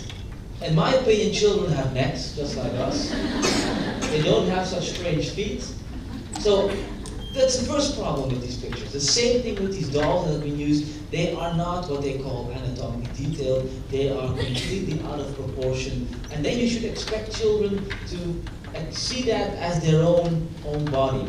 So that's the first problem. They cannot make a very good representation that these things relate to themselves. The second thing, that's the most important thing, is that there are a lot of studies being conducted on that, and that we found that when children are presented with these dolls or presented with these pictures, actually they make a lot of errors. Why? Because they sometimes see that as things to play with. So they're going to play with the dolls, they're going to make a lot of crosses on these pictures, and this is interpreted by the interviewers as possible signs of trauma, and then they're being asked suggestive questions. So based on this research, actually, in the Netherlands, it's now forbidden to use these tools in child interviews. You should not use them. There are much better ways to interview children. You can see from all these examples is that memory is an important thing. And now we come to actually the core essence of the thing I'm talking about, is the relationship between lying and memory. So we have now talked about all these myths about memory, and now I can tell you why memory is so important when people lie about it. And actually, lying occurs so often in legal settings. So, for example, I'll give a very interesting anecdote. One of my colleagues, he's an expert in lying, actually in malingering, faking symptoms. So you say that you are schizophrenic, but you don't are schizophrenic. You fake it because you want to get money or something like that. And so in one of these cases, there was a man who said that he could not remember anything anymore. So what happened when he was in a car accident, he wanted to get money from the insurance, and he said that he didn't have any memories anymore of the event, that he was almost an Alzheimer patient, and interestingly, he came to our lab because we wanted to test him. We wanted to test his memory. And he had some very strange scores on it. And we thought, that's strange. And then we were looking at the internet about this man. And we discovered that this man was an active tenniser. We found that he made a lot of, so he was also involved in a group which cycled a lot through the Netherlands. And he made all of the routes through the Netherlands. And we thought, if this person really has problems with his memory, he is unable to do all these difficult tasks. So what he was probably doing, he was lying to us because he wanted to get money from the insurance. And this is something we see quite often in cases that we're involved in. And something that I'm really interested in is the lying strategy of false denials. False denials, these are instances in which, for example, victims of sexual abuse are abused. We know they are unfortunately traumatized, but they deny it. They deny it, for example, because they are ashamed, maybe they are threatened, things like that, and then deny being abused. Of course, we see that a lot of offenders, perpetrators, they often deny that something happened, that they did something, that they committed a crime. So we see these false denials occurring quite often in legal settings. But what we also see is that later on, sometimes these victims or offenders do come forward. Think about the Ted Bundy. Ted Bundy in the start, he also falsely denied that he was involved in these crimes, and later on did come forward with it. So the point now is that if you look at false memories, false denials, in my opinion, there are two sides of the coins. And the question now is, how does this lying affect your memory later on?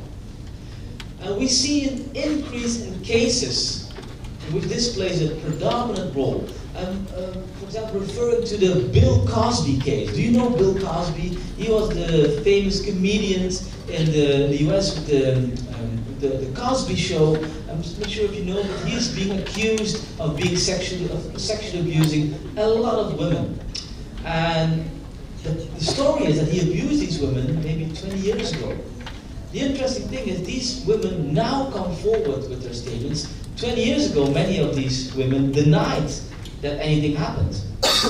Now they do come forward with it, and you might wonder what, because there are serious reasons to trust their statements, but you might wonder how did these first denials affect their statements later on? That's an important question, because they are now making a lot of statements about what happened to them. How can we trust, and can we trust these statements? So we are investigating that, and a couple of new studies now. They're very new, and the idea is very simple. What happens during these studies? The following. Children and adults have been taking part in these experiments, and we gave them videos or pictures, and one group of participants had to falsely deny seeing details of the video or the pictures. So in this way, we had some sort of analog to a situation you could see in real life. So we had participants denying that they saw details on the stimuli, on the fact they did see it and did remember it. And then later on, we asked about their memory. So they lied about seeing details, they denied that they saw these details, and later on they had to tell the truth. And we wondered what happened with this false denial group. And this is what we are finding at this moment. We are finding the following. You only have to look at these red circles, but I can explain also to you. This is the false denial group. We found that if we interview these participants a week later or a day later, and we ask them to tell the truth, we see that their memory becomes poor. That means that they are unable to recollect what they talked about during the first interview. If we ask them, did we talk about this or that, they say, no, I cannot remember this anymore. We didn't talk about that. Well, in fact, they did. This shows that if people deny that something happened to them, this could lead to an adverse memory performance later on. The idea is if you falsely deny, you withhold the truth, you will not rehearse the memory anymore, and then if you do want to retrieve the memory, this becomes more difficult for you. It's interesting because we call this effect also denial-induced forgetting. And denial-induced forgetting refers to the idea that when you deny, it will lead to forgetting later on.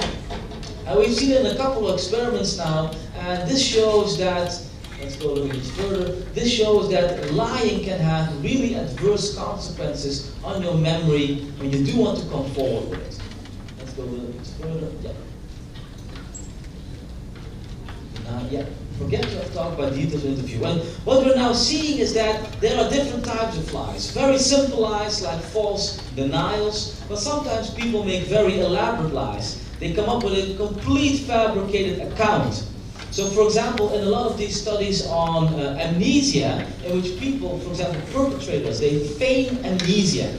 They say that they have complete memory loss and then come up with an alternative account. They say, well, I was somewhere else, I did this and I did that. Some of these perpetrators start to believe in their own lie. So this means that lying can have really adverse consequences on your memory later on. And this is important for legal settings because this brings us back to the really close relationship that lying and memory has. Something that actually, if you look at the literature, no connection has ever been made between these two. But actually lying and memory are close relatives.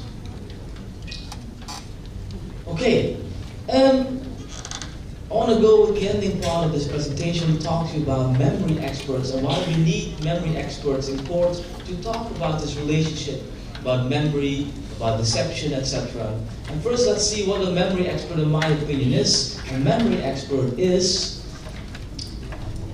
if again works, is someone who publishes about memory research, is a person who knows the relevant field, the literature in that field, and is a member of the scientific community, for example, goes to conferences, etc.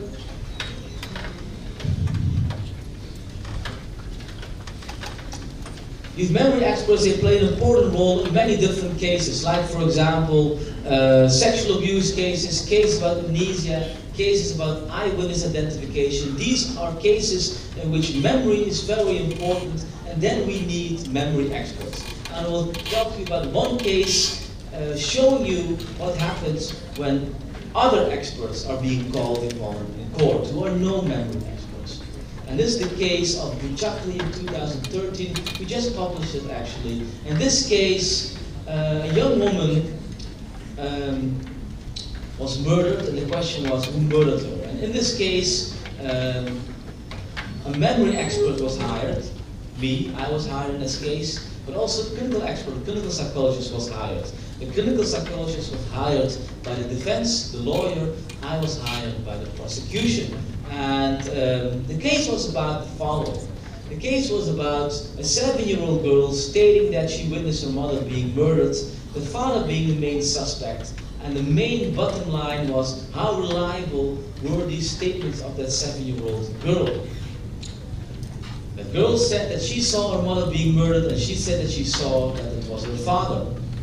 And this is what happened. The clinical expert said the girl, she has a false memory. She didn't witness the murder. She has a false memory. Her memory is flawed. I actually said the complete reverse. I said there are no strong reasons to doubt her statements. Think about the consequences. If a judge would rely on my statements, then probably the father would be sentenced to jail. And if they would rely on a clinical expert, then probably he would be released. So what specifically happened in that case? In that case, the following happened. So at night, a couple of years ago, neighbors of that woman, they heard a lot of screaming, and they didn't know what happened and what occurred, so they called the police, and the police arrived quite quickly, within 15 minutes, and then they walked to the house where presumably the screaming, shouting came from, and then when they walked to the house, they saw the mailbox opening, and they saw some eyes glancing through the mailbox. They walked further, and then suddenly the 7-year-old girl opened the door, and she said, "My father did it. My father, he's the perpetrator." But the police didn't know what exactly happened, so they walked through the corridor. At the end of the corridor, they saw a young woman lying on the floor, and it became clear later on that she was stabbed to death multiple times. This girl, young girl, was interviewed the same day in a special police interrogation room, in which she said, "My father did it. I saw my father killing my mother." She was interviewed some weeks later, in which she was consistent, saying again, "It was my father who did it." Okay. Well, this clinical expert, he said the following. He said, actually it was dark, it was night. She couldn't have seen that it was her father, so she made a false inference and hence made a false memory. That was actually his basic conclusion, as simple as this. I said, well, actually it's not that simple. First look at what the science tells us about these type of cases. And if we look at that, then we see the following. First of all, if children give immediate statements, like in this case, that they are often highly accurate. And if you interview them immediately, it protects you from making false memories. And also, this is also very important, is that, if it works, children are the least susceptible to these spontaneous false memories, something that I've just discussed to you. And actually, more importantly, there's something that the criminal expert probably didn't see. In one of the files that we received, the child said that actually the light was always on, put on by the mother, because she was afraid of the dark. So probably that was also the case here, so she was able to see who probably killed her mother. So what happened in court? Because we both had to appear in court, and that's something that happens often in the Netherlands, it's a battle of experts. And in this court, the following happened. One of the judges asked the clinical expert, Mr. Clinical Expert, of course he says his name, but I cannot give it here, but why are you talking about sexual abuse in your report? And what did he do? Think about this case is not about sexual abuse, it's about murder. But what he did is that he had an older report of sexual abuse in another case, in which he copied a certain section, pasted it in this new report, and forgot to delete the sexual abuse part. I can say you can make errors if you're a student, you can make errors if you're a college, but you cannot make errors in court because lives are at stake here. And this was his very elaborate response. This. This is what he said. I know what if my memory is correct. This is what he was of course ashamed that people notified him. Probably didn't notice it himself. Then the following occurred. The judge said, Dr. Otgaar tells that research shows that children are not so vulnerable for these memory illusions. Do you agree? And before the court hearing, I gave him some new papers on this domain because he was not a memory expert and he had to agree. He said, yes, I think I agree. Actually, the case was closed. And the father was sentenced to 18 years in prison, even in appeal, which is high in our country.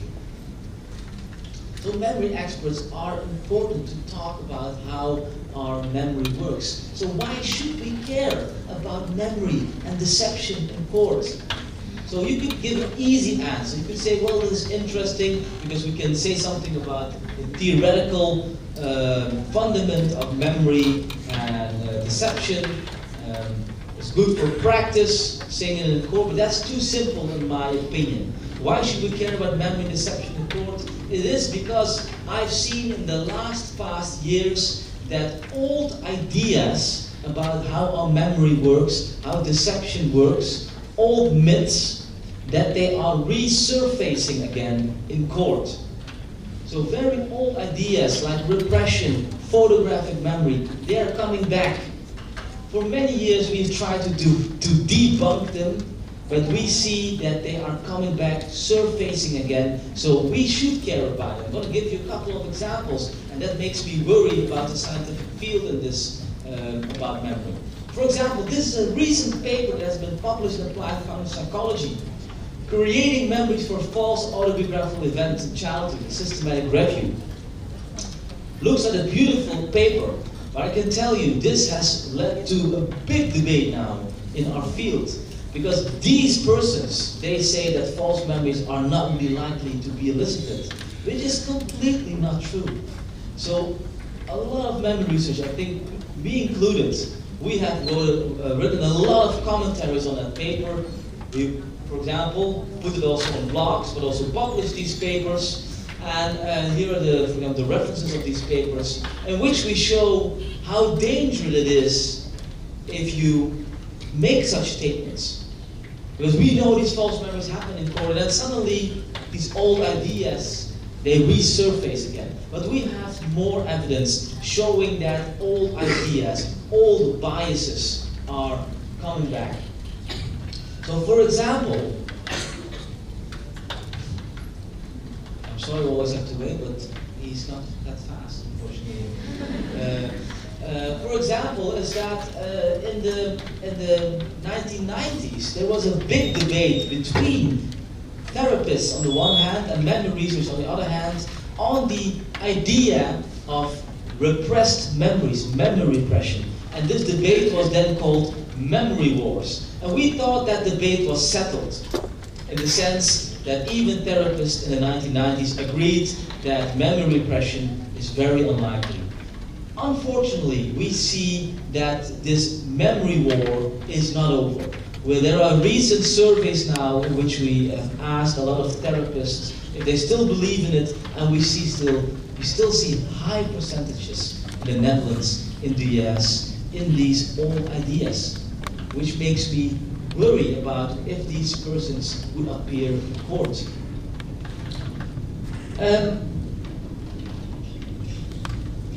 I told you it's becoming increasingly important, these cases in which people for many years do not tell anything about their sexual abusive experience and then later on do come forward with it. This is, for example, a paper talking about that. And indeed saying here as well, we see an increase in court in old ideas again. And this is a dangerous development, showing again how important it is that we need to continue our research in this field. So it seems that history repeats itself. That you see that in many different domains. And we see that in our field of memory as well. So for example, I'm not sure if you know so, but that's my father at the back here. And as you can see, we don't share the same skin color, but we have Indonesian roots here. And when actually a lot of Indonesian people after the Second World War had to go to the Netherlands, a lot of these persons were not welcome. Things were written like, Indos, go away. Indos are these half-blood Indonesian people. You might think this happened then. Unfortunately, we still see that happening still. For example, you know the Brexit that happened in Europe. Here also a lot of these immigrants were not welcome anymore. So here also you see that old ideas, old things are coming back. And we see that as well also in our fields. For example, this is a Belgian newspaper showing that the police wants to interrogate victims of abuse by using hypnosis. While for many years ago, we know that hypnosis doesn't work for interviewing victims. But the police in Belgium, they think, well, we will just do it again. Why not? And we think we have to start over and over. And here again, here's our beautiful President of the United States. Not sure if you know it, but he wants to introduce torture again. Torture again during police interrogations or interrogations for terrorists. And we know for so much psychological work that torture is not effective at all. It leads to false confessions, etc. So here's, well, old ideas are coming back. And these are old ideas about how our memory works, old ideas about how lying comes into place, and hence it is incredibly dangerous if these old ideas are resurfacing in court. So what I think we need, and I think we need that with not only Dutch researchers, but also people from Indonesia, people from Europe, people from America, then we have some sort of memorandum, that is some sort of overview of good practice in court or in clinical settings. Such papers have been written many years ago about what you want, what you expect from a good psychologist. And sometimes I think we need certain things coming back as well. If these old ideas come back, we need to make sure that psychologists at this moment know what works and what doesn't work, so that we can inform, for example, the court about that.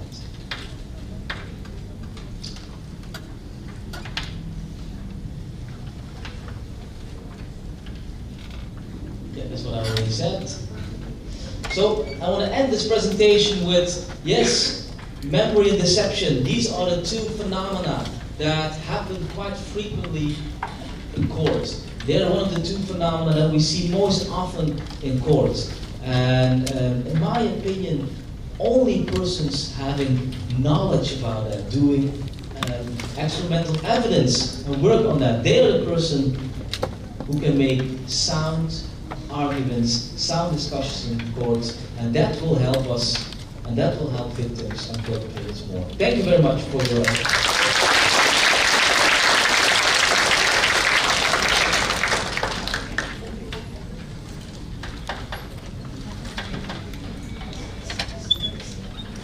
Thank you, Dr. Otgaar, for the lecture that invites us to question and revisit the common assumptions about memory that we often use when we have to work in legal settings. So, for the question and answer session, I would like to invite the audience to give at least, I think for now, for the interest of time, 2 questions.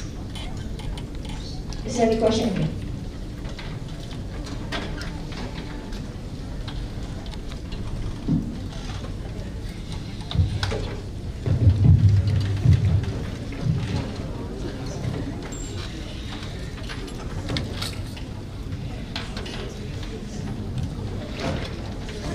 Greetings. Firstly, I would like to thank you for your presentation. And actually, I have a question, but I will only ask one for now. The only question is, have you ever conducted research about adults who just recently told about false memories that they believed in their entire life? The question is if we ever did research on adults having false memories that they have their entire life. Isn't that true?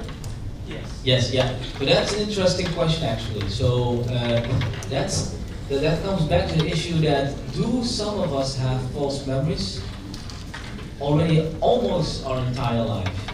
And actually there is now some research on that, and we're doing also research on that. And actually it is something that, for example, some adults, they vividly remember that they saw Santa Claus in the air when they were a child. Or in the Netherlands we have Sinterklaas, and many of the adults still have these memories. There was a survey being done in 2010, and they found that 20% of the population of that sample, they had such vivid false memories, but actually they now know that this could not be true. So there are indeed occasions in which people could have false memories almost their entire life. Yes. Thank you.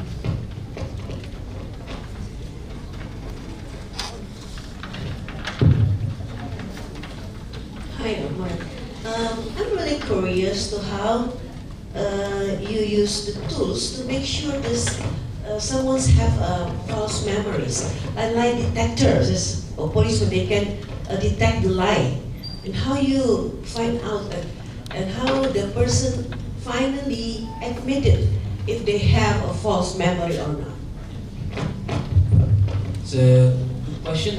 There are two questions actually in that. One is about the lie detector, and one is about how to spot if someone has a false memory. So, first of all, about the lie detector is that in many countries, people use a lie detection tool. Unfortunately, the tool that is most often being used is the following, the lie detection tool. Something that you see also in many of these movies. People are hooked up on all of these things, and then they're asked questions. Did you do it, etc. And they have to respond with no the entire time. And then, for example, you see a peak, and the idea is if you see a peak, you're lying. I can tell you this is completely unreliable. Doesn't say a thing.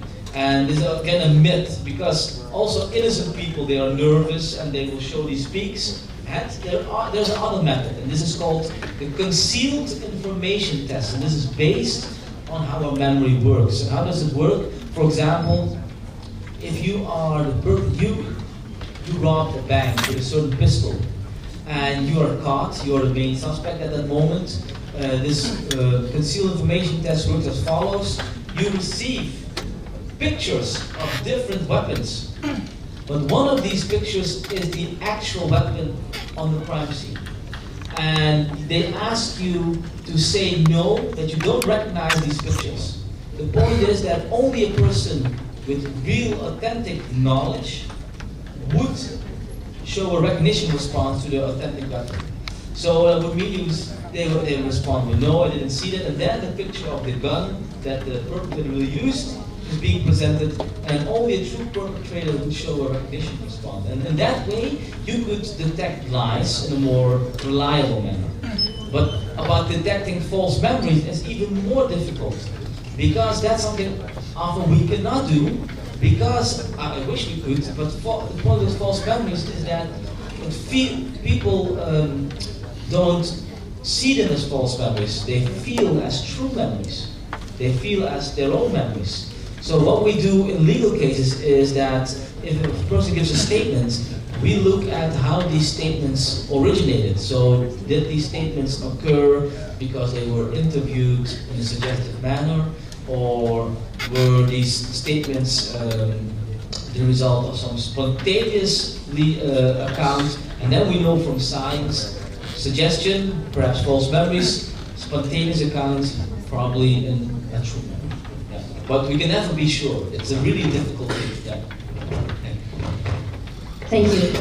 I wish you had more time, but since we have other sessions, following sessions, subsequent sessions in this conference, and this is Friday, so we should give time for our fellows who are going to go to the Friday prayers. It's an enlightening lecture. show us how complex memory works, especially in legal court or legal settings when the stakes are high for both perpetrators, eyewitnesses, and the victims, and also the society. So let us close this lecture and give a big round of applause for Dr. Otgaar. Thank you so much. Thank you, Dr. Otgaar. Would you please stay for a while on the stage while the Vice Dean would like to give you a token of appreciation for being one of our keynote speaker of this symposium. I would like to invite the Vice Dean of Education, Research and Student Affairs, Professor Sri Hatati Raksori Putro, PhD, to give Dr. Otgaar a token of appreciation.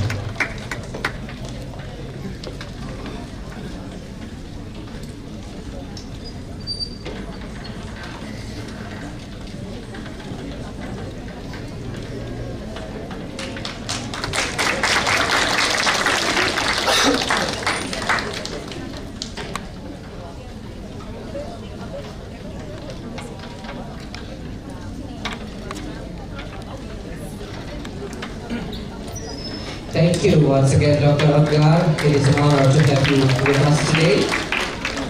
And for the fellow lecturers who haven't taken the seminar kit, can take the seminar kit at the registration desk in front of this auditorium.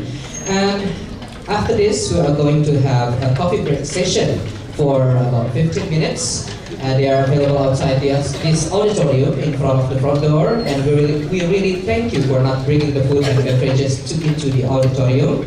And after the coffee break session, you can take a look at the posters displayed outside the auditorium, which include 15 poster presentations.